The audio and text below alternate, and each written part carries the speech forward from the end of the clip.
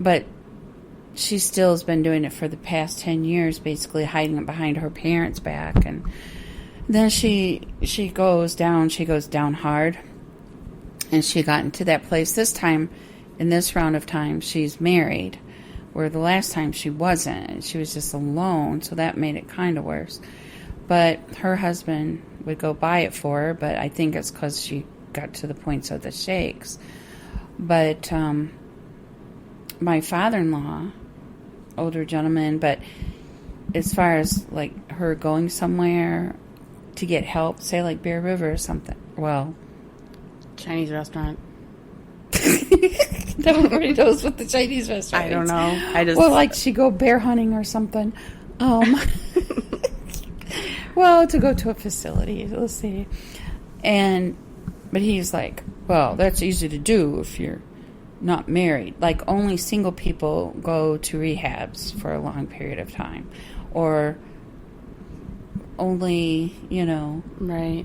Those kind of people can live in sober living, Mm-hmm. Or I'm too old, or they're too young, or, yeah there's no... has a friend whose father, the family had enough, and the mom just met him by the door with his suitcases and said, you either go to Tennessee, they're from Coloma, Michigan here.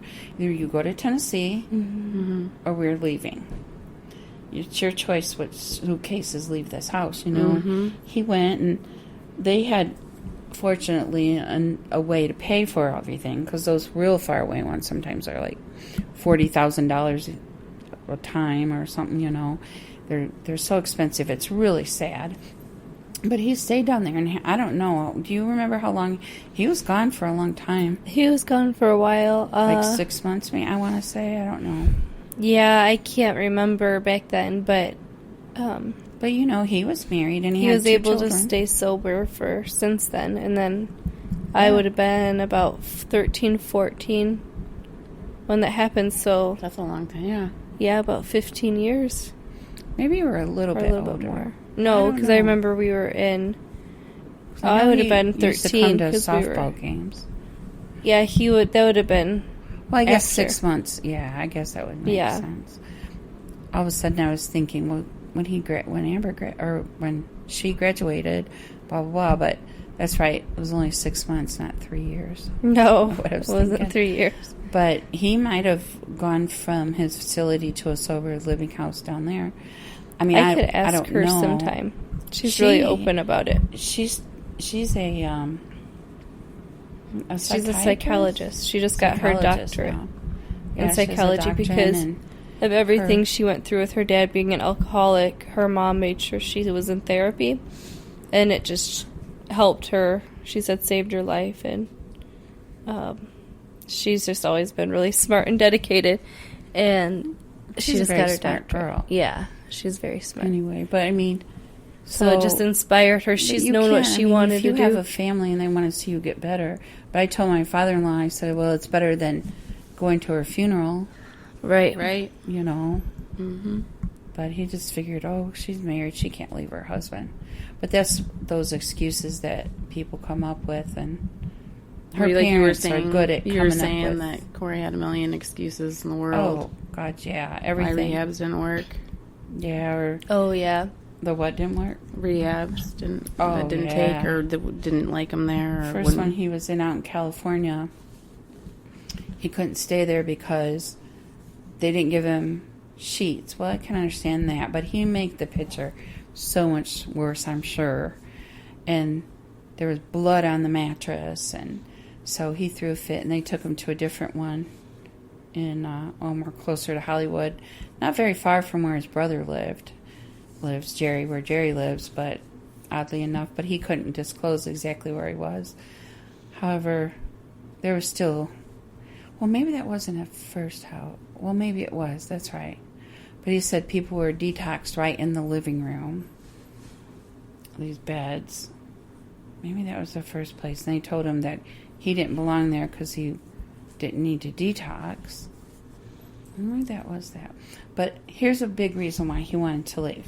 Is because people threw their chicken bones on the floor and missed the trash. I hate it when that happens. But they could pick it up and put it in the trash. And, you know, sober living house that way rules. Mm-hmm. But, you know, it's like he can't live there and get better for himself just because somebody else is kind of sloppy. And plus, I don't blame on this. They were drinking his pop and his food. And some guy would go to the store and not bring him back all his change. But I don't know how much of that was. But not really a joke, but Mike and I, his stepdad, we would just say, okay, wonder what excuse it's going to be. What's wrong with this place now? Mm-hmm. You know, and he criticizes the one in Berrien Springs out here that, and he was in the hospital then, and they actually sent, what do they call those people? The recovery coach, maybe, mm-hmm. to the hospital to help him through to try to get him into that place the recovery again. Coach. And he really wanted to go to Pine Rest. So this guy was going to help him. He didn't want to have to go to this other place. And his big reason was, those people are, like, they're just not even taking it serious because nobody else was taking it serious. He wasn't going to take it serious. He only wanted to be a place where everybody was taking it serious. And they had sex in there. Oh! And now stories I hear, it's like, are you kidding? You were fake griping about that, you know, and what I hear him say, now you can figure out that he's probably been in that pool, you know, but that was his excuse. And then they had bed bugs too, he said. Mm-hmm. Which, if they really did, that could be. But yeah, I said something to the counselor lady there. I said, you said something about bed bugs. Well, the guy, the recovery coach, because I was in there and they were talking, and I told him about the bed bugs. I said, well, and he goes, well, or when Corey brought it up, he goes, you know, that is true. They are trying to work on that. So, and then he said they're trying to put cameras up so people didn't go in each other's rooms. But then you fast forward, and that really didn't bug him. Not the going in rooms didn't really bug him so much as just needing to get out and go drink again. You know, right? Yeah. If you're not ready. If you're not ready to be where you're at, I mean, people will look for. I know. I gave it my. I think that I always, you know, I gave it my all when I was in certain situations. You know, and sometimes, you know, they say to wait for the miracle to happen. You know, mm-hmm. You never know, and I think that there's a lot of truth to that. No matter what. Now, where that's supposed to be and when that's supposed to happen, whether it's like, you know, I didn't expect some earth-shattering, you know, groundbreaking, like, ta-da moment, really. Mm-hmm. You know, and it's nothing that you can sit around and really wait for. You might not even know it at the time that's your miracle. Exactly. Or even things that lead up to it might even start off looking at it like it's something that you're losing. Well, you can't convince Kyler or I, you're the one that his jail stint wasn't his miracle. Mm-hmm. And at first, I think now he's getting more and more figuring out how that relates to being his miracle, him going there. Because one thing was positively 100% of anything had ever been 100% before. He did not want to ever go back there again. Not ever, under any circumstances. So that was good, because if he didn't have that, maybe he would have just kept thinking, everything's fine. I'm never going to get caught. Nothing bad's ever going to happen. Mm-hmm. Yeah. And he was showed that, oh yeah, something bad is going to happen. But he was lucky that he didn't have to deal with, like, hurting somebody else or himself physically. Of course, I have my theory that, like I've told you, the Buchanan cops got to know him really well, and some of them were fond of him and were pulling for him, or they would just sit with him and let him talk, try to counsel him. Some of these policemen out in Buchanan, and they, I think, just got tired of Mom and Sister calling all the time to do well checks, you know.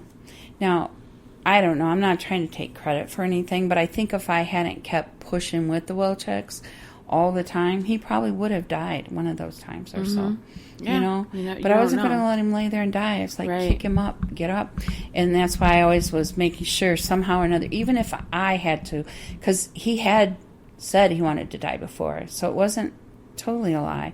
There was times when I tell them that is not what he told me. He told me he was going to kill himself and da-da-da, you know. Because I knew by then, because you ended up, sadly enough, had to play the game. Because the cops would say, well, he says he's not going to hurt himself, so he is fine. They're perfectly fine with driving away and not giving you any help. The cops sometimes would say, oh, he's not drunk, because Corey I could told hide her how it he well could fool. for the cops.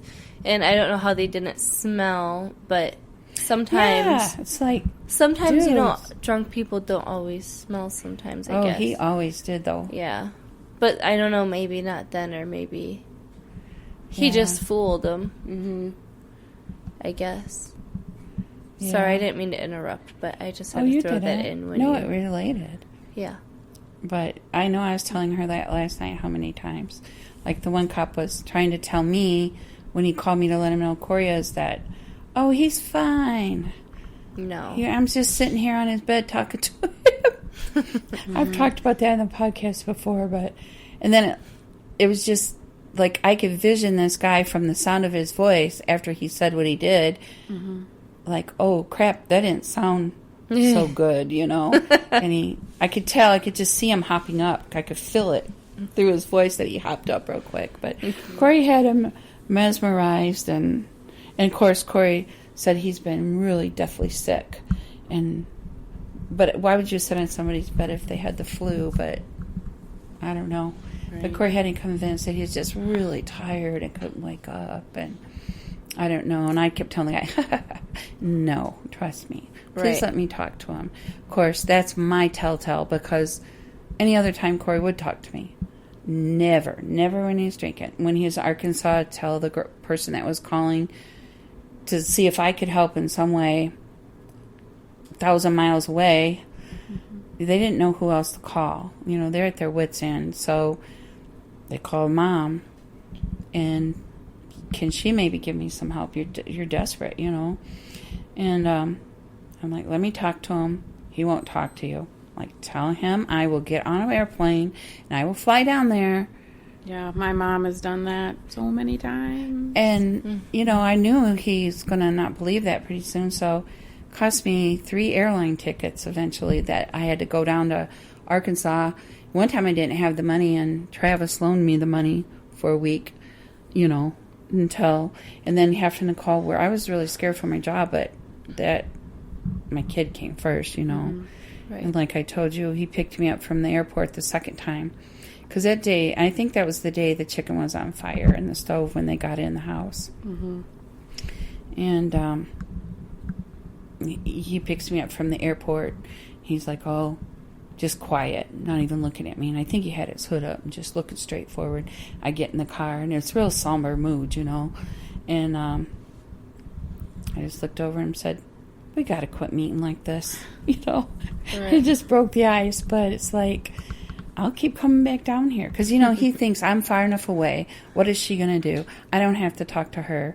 You know, I'm embarrassed. Now I learn it was, you know, it hurt me. It's like, you little son of a so-and-so, you know, I sent you money when you needed it, or I sent you a pizza, or I paid your car payment, you know, or I wiped your butt, I cleaned up your throw up, you know, all these things, and you can't talk to me? You know, I was just furious, you know, and I couldn't understand. It just hurt me. It really, really, really hurt me. That's where I was hurt, I think, more than anything, is those times when he went and talked to me. I didn't see it till, I mean, later on when I learned more. It wasn't because he just hated me, blamed me, disrespected me. That's what I felt, disrespected. That's more than anything. And that's what made me angry, was the disrespect. But it wasn't trying to disrespect me.